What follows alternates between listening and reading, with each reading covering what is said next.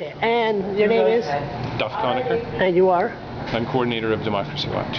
Now, I asked you during the media's room, but do you find it strange that the politician on the highlight of the flood, electricity goes off at the ledge and they vote themselves a $6 million raise in their pension? Isn't that shameful? Yes, what the New Brunswick MLAs did in the spring during the flood to increase their own pension is one of the worst examples I've ever seen of politicians acting in their self-interest while ignoring the public interest. Instead of taking sandbags and helping, you know, I mean, but the opposition supported this. Yes, well, that's the thing. Unfortunately, all politicians have shown that overall, when it really comes down to it, no matter what party they're from, their own self-interest is the number one thing. And because they get to write the rules for themselves, including voting on their own pay and perks and pensions, they consistently show that they are more interested in protecting themselves from accountability and helping themselves financially than they are in protecting the public interest and helping the public financially. And so that's why it's a really difficult struggle to win good government reforms, because politicians get to write the rules for themselves.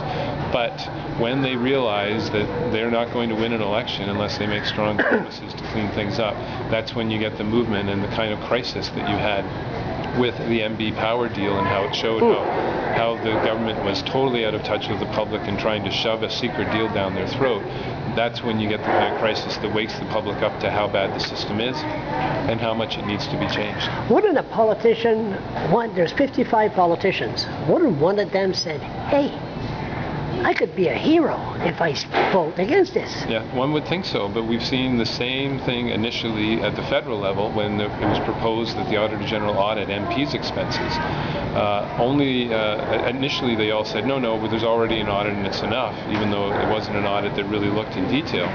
And then the bloc finally split and said, we are in favor of this. And then we saw individual MPs from other parties split.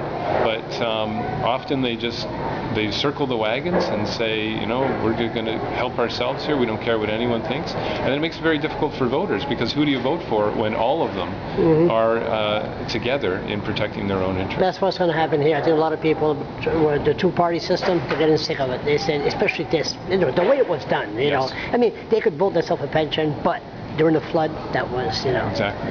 Sorry, but it goes around all across Canada. Yes, every government in Canada has 90 to 100 loopholes that are undemocratic and allow for lack of accountability and allow for dishonest, unethical, secretive, unrepresentative, and wasteful behavior by politicians and government officials. And it's very common across the country, but what's great to see is that if this coalition continues with the success it's had already, the coalition could end up with promises that will hopefully be enacted that would actually move New Brunswick up towards the top in terms of the state of democracy of the provinces and the federal government. You sound like a very smart person. You have a website? Yes, the website is goodgovernment.ca. Goodgovernment.ca? That's Democracy Watch's website, and you can see all the details about all the loopholes that exist in Canadian government accountability systems. Any chance to mention the pension, New Brunswick pension in there? We're also on Facebook, and anyone can post issues. Democracy Watch has a page, and anyone can post up issues about any democratic problem across the country. Thank you very much. Thank you.